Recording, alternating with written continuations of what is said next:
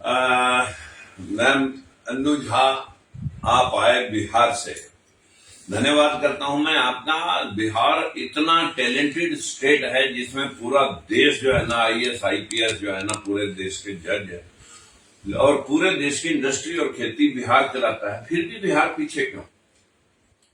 मैं कहूंगी पाखंडवाद। सबसे पहले मैं अपने बारे में बता दूं, मैं बिहार की बेटी हूं और आज अगर बिहार के बारे में चर्चा करना हो, कहीं कहीं मैं भी सफर मैंने भी किया है बिहार की बेटी होते हुए भी, तो ये पाखंडवाद, ये रूढ़िवादिता, जिसकी वजह से बिहार हमारा आज भी 15 साल पीछे है।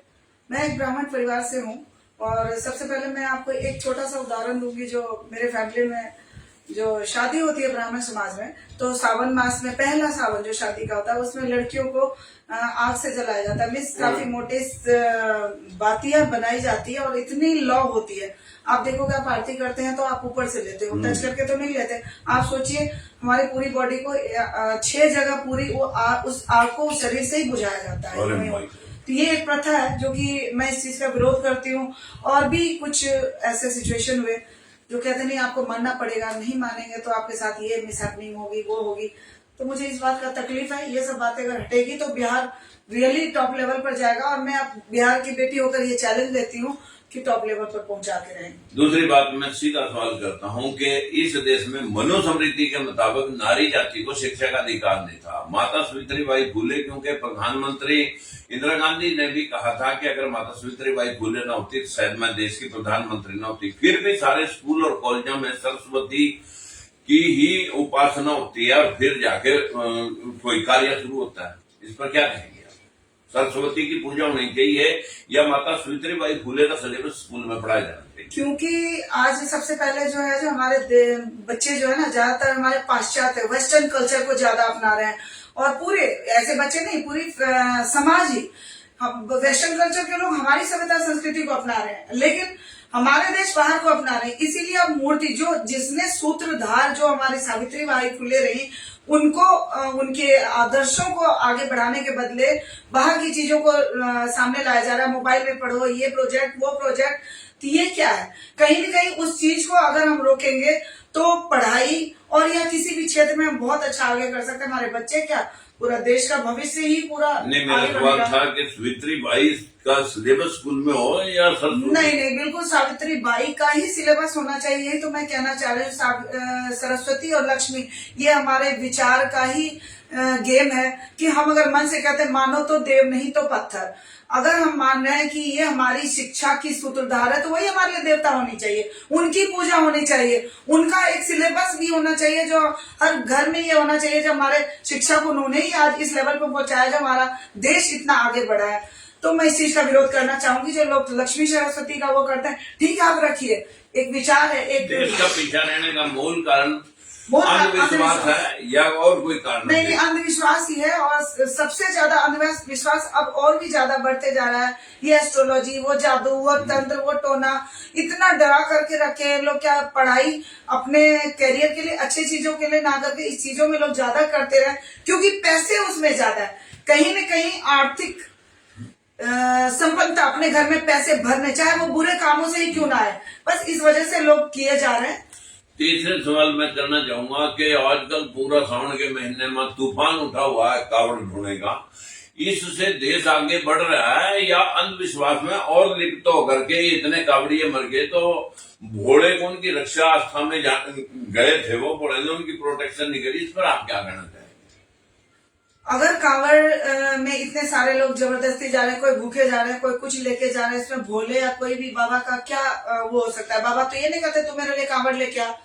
कर्म से बढ़कर पूजा कुछ भी नहीं है, मेरा ये मानना। मैं बार बार यही कहूंगी, कर्म से बढ़कर कोई पूजा नहीं। अगर हम कर्म सही करें तो सब कुछ अच्छा होगा। ये पूजा पाठ जो जाकर हम जल डालते हैं, इतनी टाइम वेस्ट करते हैं, इतना अराजकता फैला रहे हैं, कुछ न कुछ गड़बड़ करते हैं। आज देख रहे हैं कांवड़ ये लोग दारू पी करके, सिगरेट पी करके सिर्फ मौज मस्ती के लिए जा रहे हैं। वो आस्था रह कहाँ गई है? कहते हैं आस्था। बहुत बहुत धन्यवाद मैम आपका। मैं चौथा सवाल आपसे सीधा सीधा करना चाहूंगा कि हमारे देश के अंदर जो आप ब्राह्मण समाज से हैं और बहुत सारे ब्राह्मण समाज के लोग, जब हम अंधविश्वास पर बोलते हैं तो लोग कहते हैं कि ब्राह्मणों को, ये जितने बाबे जो है ना जेल में पड़े हैं ये सभी जातियों के हैं, मेरा किसी जाति विशेष से कुछ, क्योंकि किसी समाज के कुछ लोगों ने कोई धंधा, जैसे जाट हैं, सैनी हैं, वो खेती ज्यादा करते हैं, ब्राह्मण पूजा अर्चना में ज्यादा संलिप्त हैं, लेकिन वो सारी जाति नहीं होती। खेत और खलिहान में भी लोग काम कर रहे हैं, दुकान भी कर रहे हैं, नौकरी भी कर रहे हैं। मेरा उनसे कतन तौर पर वास्ता नहीं। मैं उनके बारे में पूछना चाहता हूं कि क्या अंधविश्वास से ये देश आगे बढ़ेगा या कर्म से, टेक्नोलॉजी से आगे बढ़ेगा? एग्जैक्टली आप बिल्कुल सही कह रहे हैं। जो टेक्नोलॉजी से ही बढ़ेगी, तो ये कर्म, ये पूजा, धर्म, अगर इस चीज से अगर हमारा देश आगे बढ़ता होता तो बहुत पहले ही आगे बढ़ गया होता। टॉप लेवल पर सारे देश वगैरह सब पीछे होते। घर में अगर बीमार पड़ते हैं तो आप डॉक्टर से अगर दवाई नहीं लेते, कहेंगे भगवान आके हमें जिंदा कर दे, तो कोई मरता ही नहीं, कोई भी नहीं मरता। सिर्फ यही कहते हैं भगवान जी हमें रिच बना दो, इतने सारे पैसे से धनी हो जाते। मतलब ही नहीं है इन सब चीजों का। हम कर्म कर रहे हैं, पढ़ाई कर रहे हैं, टेक्नोलॉजी को अपना रहे हैं, तभी हम आगे बढ़े, हमारा देश आगे बढ़ा है। मैं आपसे एक सवाल पूछना चाहता हूं कि हमारी नारी जाति जो संख्या में 50% है, उसके ऊपर ज्यादा शिकंजा धर्म कर्म का है। उसका कारण क्या है कि लोग उनको नीचे रखना चाहते हैं, कहीं अपनी बराबरी में इकोनॉमिकल, राजनीतिक, आर्थिक तौर पर अपने साथ बराबरी में ले जाना नहीं चाहते, या वो जाना नहीं चाहती, वो सिर्फ मंदिर मस्जिद में ही मतलब जैन पूजा अर्चना में लगी। उसका क्या कारण है? उनकी या शिक्षा है या दबाव है?